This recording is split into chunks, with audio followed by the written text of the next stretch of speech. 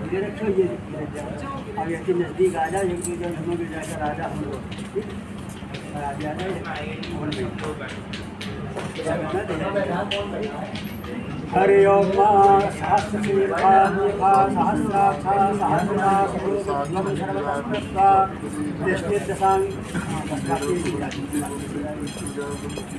पीछे आ जाओ पहला तुम लोग ने देखो माता पिता होगी ना देखो ये तुम्हें आगे लेके आप सीधा वाला हाथ सीधे करने का ये भावना में रखी आगे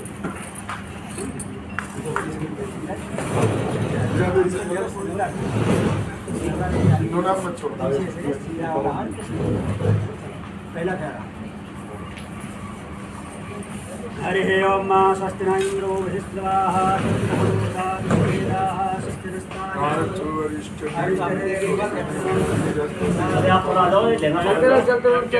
आप आ जाओ आप थोड़ा लेना पकड़ लो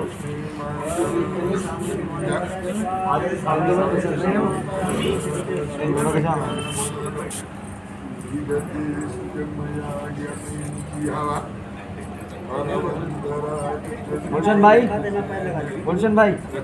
इधर इधर इसने पैर स्पर्श कर जो सामने रखना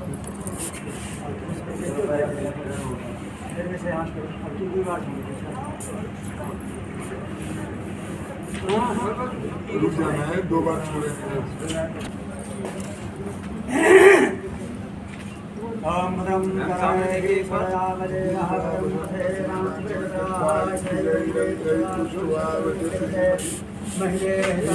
ददायु शतमिन्न शरदो यन्त्रासुजत पितरो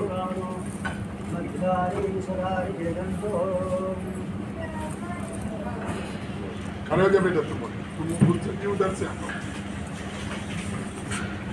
शिवा अरे आप बताओ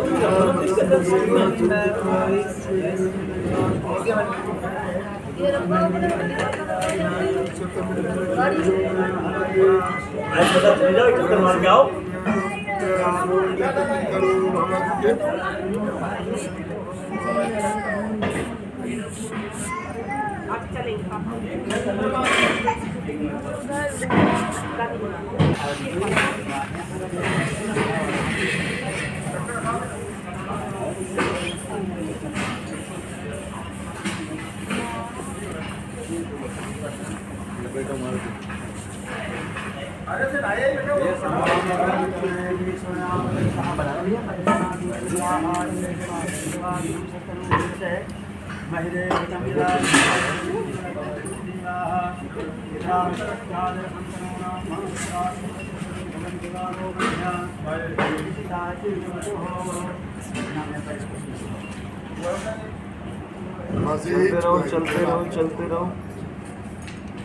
चलते रहो चलते आपने हमारी बात कोई नहीं मानता है। मेरे चलते रहो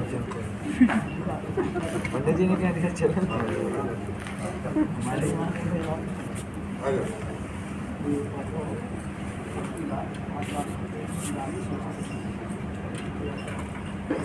भगाए के बाद भैया देखो यार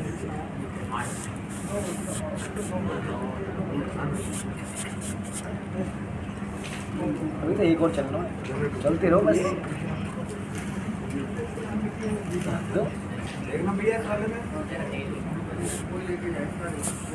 निकल जाऊँ जी मैं। हाँ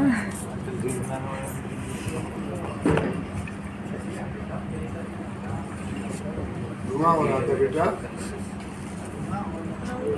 हाँ वो भी जरूरी है। अग्नि को रहित होना चाहिए। लग गया? अच्छा गिर गया? वहाँ से सोफे पे जा। हाँ।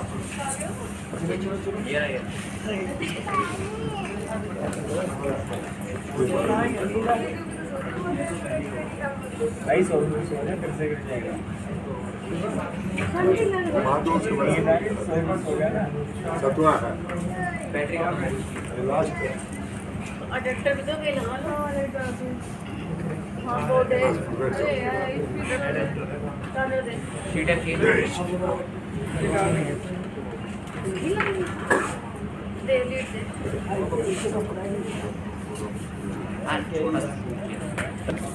बच्चा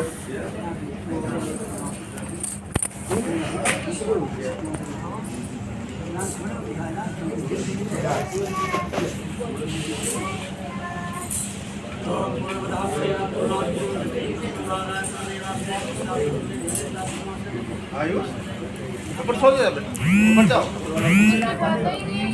ऊपर सो जा आ जाओ आज पर गिर पर ये को सुनो बेटा सुनो भाई हम सुना दे इसका आप सुना दे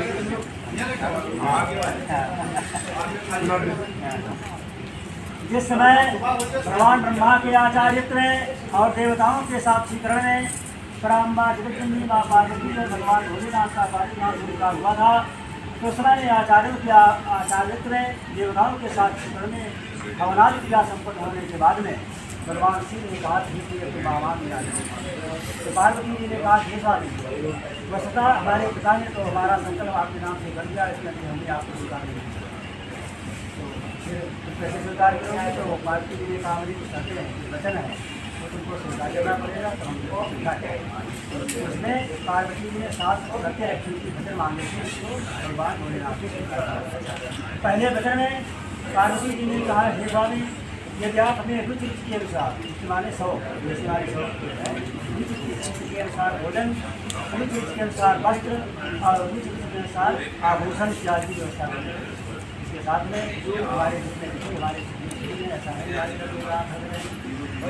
सारे माता पिता की सेवा करें, गुरुजनों का सम्मान करें, परिवार में सदैव विनम्रता का परिचय दें, कभी ऐसे करें परिवार में प्रयास करें।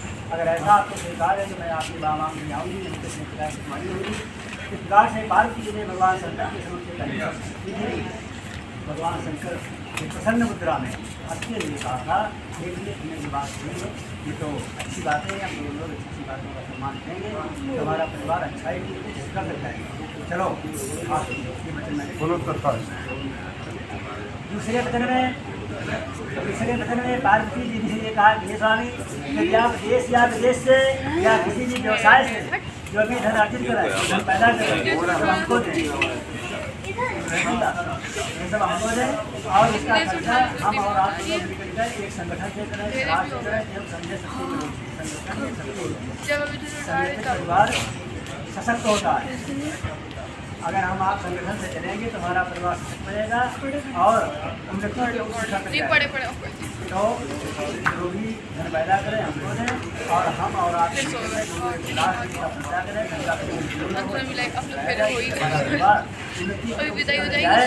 और आने वाली शिक्षा दें।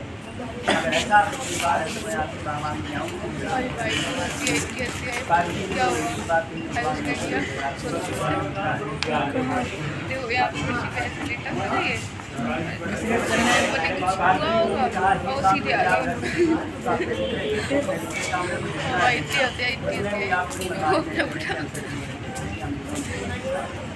अगर ऐसा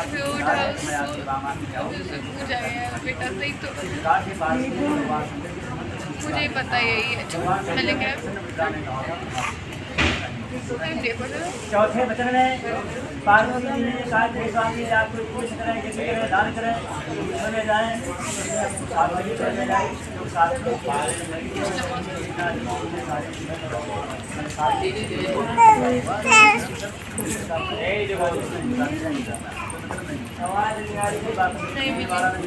दूसरी बात हमारे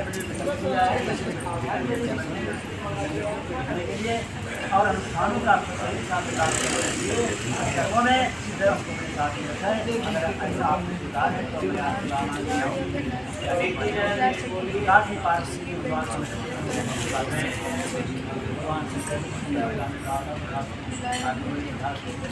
और पांचवें वचन में पार्वती ने कहा स्वामी आप मंदिर का निर्माण करें।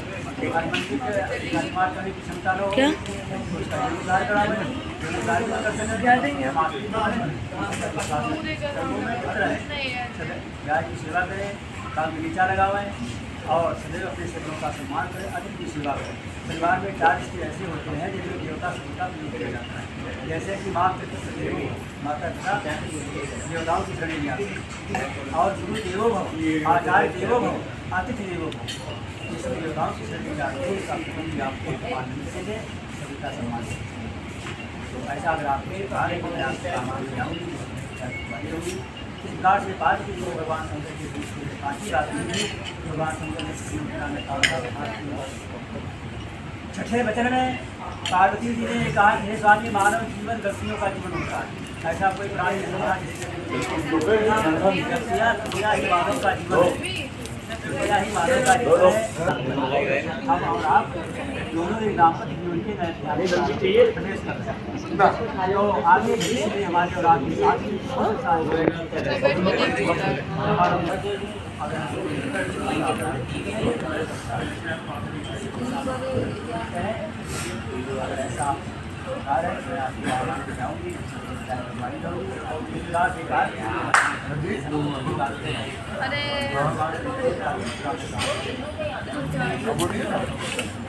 सातवें और अंतिम वचन में पार्वती जी ने ये कहा हे स्वामी संसार में जितने भी शिक्षित कर्म है, शिक्षित कर्म का उनका बुरे कर्म जैसे कि मांस भक्षण, दुर्गापान, वैश्यागमन, जुआ खेलना, ये सब विनाश के कगार पर पहुँचाए।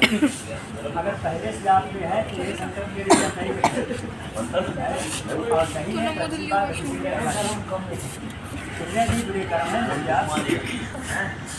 अगर ऐसा आपको तुम्हारी होगी भगवान शंकर के साथ कराए और उन्होंने कहा अनुगतम चित्तम देखिए इन्हें जो 7 बातें कही हैं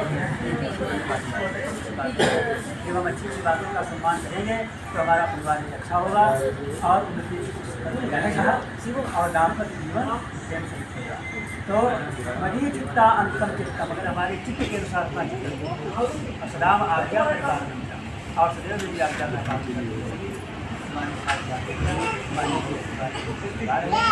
अच्छी सोच, अच्छी विचार, अच्छी कार्यशक्ति होगी तो आगे वाले जीवन में परिणाम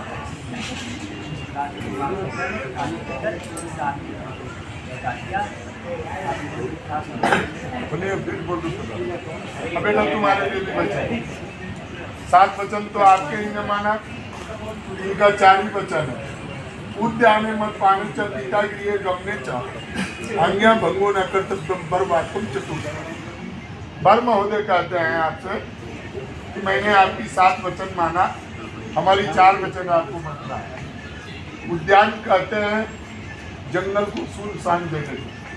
आज के बाद कहीं भी आपको तीर्थ स्थान पे या कहीं भी जाना आना मॉल बाजार कहीं के संग में जाइए और संग में आ जाइए, क्योंकि इसमें कहता है कि अकेले ना जाए, सुनसान जगह पे अकेला ना जाए। हाँ दोनों संग में जाएंगे। हाँ जी उद्यान मत पाने चाह और उद्यान संग में जा। इसमें कहीं भी इसका मतलब ये नहीं है कि सुनसान नहीं जाना है। कहीं मंदिर में जाना हो, पर्यटन के लिए कहीं घूमने जाते हैं या कहीं भी जाते हैं तो संग में जाए, संग में आए। दूसरी वचन है उद्यान में मत पाने च मत पान कई तरह के होते हैं। एक मदपान होता है जो नशा करते हैं, दूसरी मदपान है जो युवावस्था का नशा होता है, धन का मद होता है, ये भी मदपान नहीं आता है। लेकिन यहाँ मदपान से मतलब है मदिरा से। अगर कोई शराबी नशेरी दीवारी कहीं बैठा हो तो उसके पास नहीं जाना चाहिए, उससे दूर रहना चाहिए। नहीं लड़की से बुलवाऊंगा ना, नंबर बुलवाऊंगा मैं। उसके बाद आज तुझे बेटा मदपानी जब पीता ही अपने चाह बर महोदय कहते हैं कि जहाँ नशेरी बैठे हो वहाँ नहीं जाना चाहिए, चाहे वो परिवार का सदस्य क्यों नहीं। के पीने के बाद उसकी बुद्धि जो है, दिमागी संतुलन जो है छिन्न हो जाती है, इसलिए उनसे दूर रहना चाहिए। उद्यान मत पाने चाह और पिता के लिए जमने चाह। आज के बाद अपने मम्मी पापा के घर आप आएंगी जाएंगी तो बिगड़ के मम्मी पापा के इनके अनुमति के नहीं तो आना है नहीं तो जाना है। उधर से ओके होगा जब भी आना जाना होगा। ठीक है। उद्यान में पानी च पिता गृह गमने चा अन्य भगवान कर्तव्य वर महोदय कहते हैं कि आप लक्ष्मी का स्वरूप है, लक्ष्मी के समान रहे और मेरी आज्ञा का परिवार में जो भी कुछ कहता है सुनता है मैं कहता हूँ उसको सुने गौर से उसको इग्नोर करें। ठीक है।